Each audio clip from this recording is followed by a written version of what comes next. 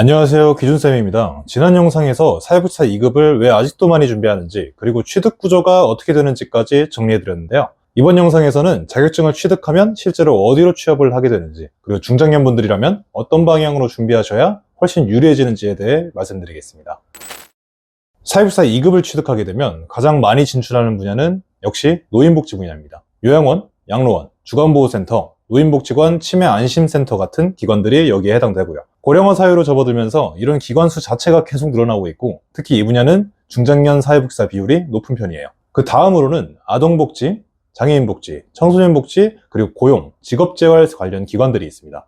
여기서 꼭 알고 계셔야 하는 부분이 하나 있어요. 모든 사회복지사가 똑같은 일을 하는 건 아닙니다. 어떤 기관은 이용자 케어 비중이 높은 곳도 있고요. 어떤 기관은 행정, 서류, 프로그램 운영처럼 사무 업무 비중이 훨씬 높은 곳도 있어요. 그래서 막연히 현장 일이 너무 힘들까봐 걱정된다, 이렇게 생각하시는 분들보다는 본인의 성향이 사람을 직접 많이 만나는 쪽이 맞는지, 아니면 행정, 운영 쪽이 맞는지를 함께 고려해서 방향을 잡으시는 게 굉장히 중요합니다.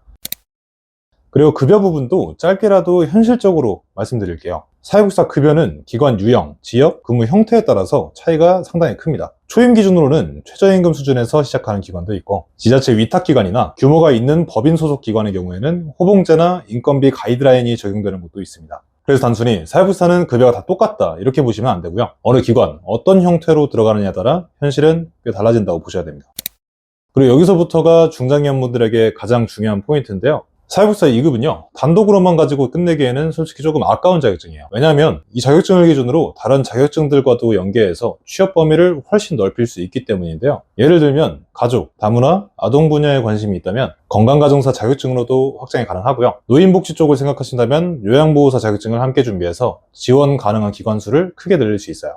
청소년 분야를 원하는 분들은 청소년지도사 자격증과의 조합도 많이 선택하시고요. 최근에는 병원 동행 매니저처럼 병원과 돌봄 연계 직무로 일자리를 넓히는 분들도 점점 늘고 있어요. 이 자격증들이 각각 따로 보면 흩어져 있는 것처럼 보이지만 사회복지사 2급을 중심으로 보면 하나의 흐름으로 자연스럽게 연결돼요. 그래서 중요한 건 자격증을 하나 더 따느냐가 아니라 내 상황에 맞는 조합을 어떻게 설계하느냐예요.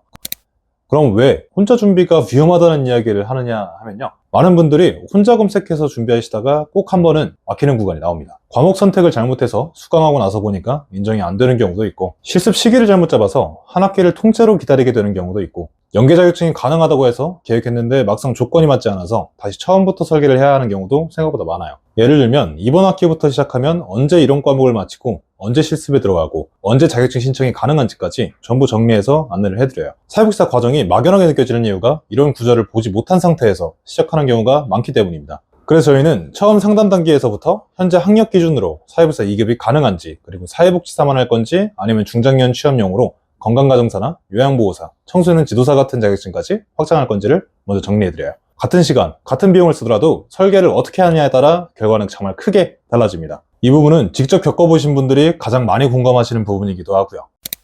자, 그럼 마무리하겠습니다. 사회복지사 2급은 지금 기준에서도 중장년 취업에 여전히 유효한 자격증입니다. 그리고 이 자격증은 끝이 아니라 시작입니다. 건강가정사, 요양보호사, 청소년지도사, 병원 동행 매니저까지 본인 상황에 맞게 확장할 수 있는 중심 자격증이라고 보시면 됩니다. 그래서 중요한 건 계속 말씀드리지만 빨리 따느냐가 아니라 어떻게 설계하느냐입니다. 지금 본인 상황 기준으로 준비 기간이 얼마나 걸리는지, 그리고 어떤 자격증까지 같이 준비할 수 있는지 궁금하시다면 댓글을 남겨주시거나 링크를 통해서 문의 남겨주신다면 본인 상황에 맞게 안내 도와드리겠습니다. 목표를 향해 달려가시는 모든 분들 진심으로 응원하겠습니다. 저는 또 다음 영상에서 좋은 영상으로 다시 뵙겠습니다. 기준쌤이었습니다. 감사합니다.